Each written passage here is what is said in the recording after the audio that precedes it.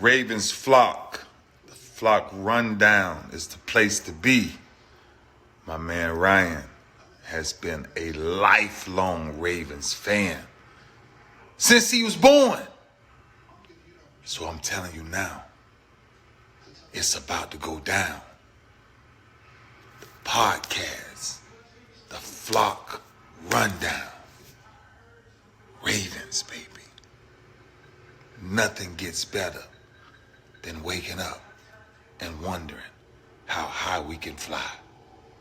Tune in. Motionless brainwaves attempt to swim their way to sense, can't tame the untamed.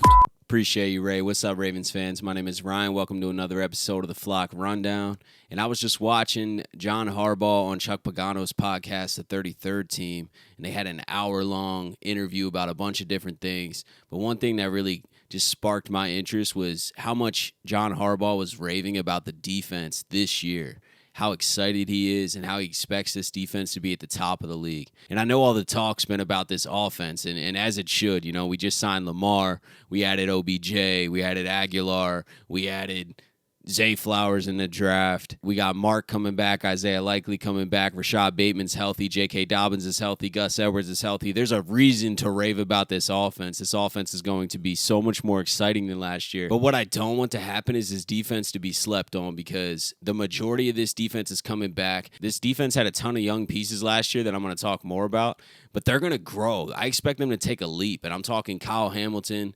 Oweh, hopefully, David Ojabo especially, the young corners and Pepe Williams and Jalen Armour-Davis. I'm expecting a little leap there. Patrick Queen's going to keep getting better.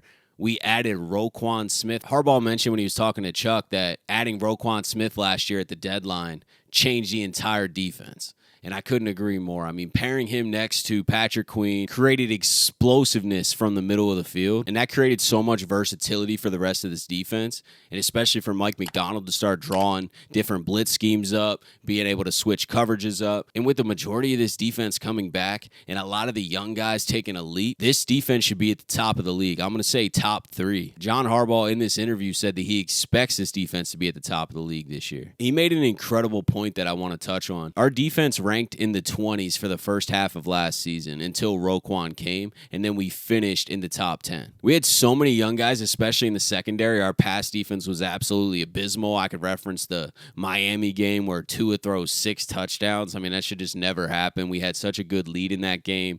Pass coverage broke down, and a lot of young guys were forced to go out there because Humphrey went down and a bunch of coverages started being blown. But those guys all got better as the season went, and the main guy is Kyle Hamilton. Harbaugh referenced that Kyle Hamilton alone was responsible for 3 or 4 touchdowns early last year. And then by the end of the year, PFF's ranking him, and I don't love PFF, but they're ranking him the number 1 safety in the NFL. Kyle Hamilton said he doesn't agree with that. I don't think he's the number 1 safety either, but that's not the point where he ranks. The fact that he's being credited as the number 1 safety in the league at least shows that there was a massive improvement from the beginning of the season when he was still learning.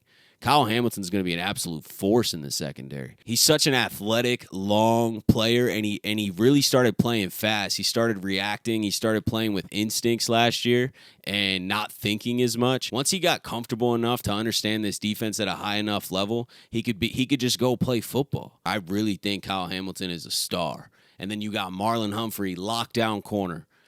Other corner position, I'd still like to add somebody. There is some solid guys. I would like to add one more. I'd love to trade for a proven corner, but if we're going to go a cheaper route, we could bring back Peters or Anthony Averett or one of these guys just to add some more depth, some more competition. I know Rock Ya-Sin's out there. We signed Trayvon Mullen in the offseason that not a lot of people are talking about. Still got all the young guys. Last year, Jalen Armour-Davis, Pepe Williams. This year, we drafted Caillou Blue-Kelly. We don't really know what we're going to see from them completely, so it's that part's a little unsure, but I completely trust Marlon, and I trust a combination of the other corners. You still have Brandon Stevens in play as well. There's some skilled players there that provide depth. I would say the secondary, cornerbacks especially, is probably my biggest concern still. I think we'll be fine, but if anything happens to Marlon, I am a little worried. I think Kyle Hamilton takes such a leap this year that Chuck Clark's departure isn't as big of a blow as some people may think. Brandon Stevens, from what we hear, is going to be in a hybrid role, safety, corner, kind kind of playing what Kyle Hamilton played a little bit last year, just being able to react and make plays and be in the box, cover tight ends, and just be versatile, play deep, and just show his versatility. And I think that's a perfect role for Brandon Stephens. He's kind of a average do-it-all guy. That guy can play an important role in your defense. So I think Kyle Hamilton in the backfield with Marcus Williams, who I also haven't mentioned. This dude was on a tear and probably would have led the league in interceptions last year if he didn't get hurt. I expect nothing but greatness from Marcus Williams, to be honest with you. And then back there with Kyle Hamilton, our safeties, our safeties are incredible. I already mentioned Roquan and Patrick Queen, best linebacker duo in the NFL, hands down. That's not even a debate. We can debate the safeties and whatever else, but you can't debate that Patrick Queen and Roquan Smith are the best linebacker duo in the NFL. Roquan Smith, Harbaugh said it himself, is the best inside linebacker in the whole league. And I believe that when we saw him come over and change our entire defense last year, it was unreal. I mean, we went from a very average to below average playing defense. And I think a lot of that actually had to do with Mike Macdonald being new and our defense being so young. We have a younger team than most people think. And Mike Macdonald was in his first year as defensive coordinator last year, but he got this defense rolling. Roquan got this defense rolling. We started playing fast. We stopped thinking so much, and the younger guys started sticking to their assignments, and that just gives me a ton of optimism for this season. That's why I think our defense is top 3. We took a little hit on the line with Calais, especially in the locker room as well. Calais is such a big human being that I do think that's a little bit of a loss. But we get Michael Pierce back. I know that he hasn't been healthy, but we'll see. When he is on the field, he's a really good player. Travis Jones showed incredible upside last year. I can't wait to see. That's another guy who I expect to take a leap.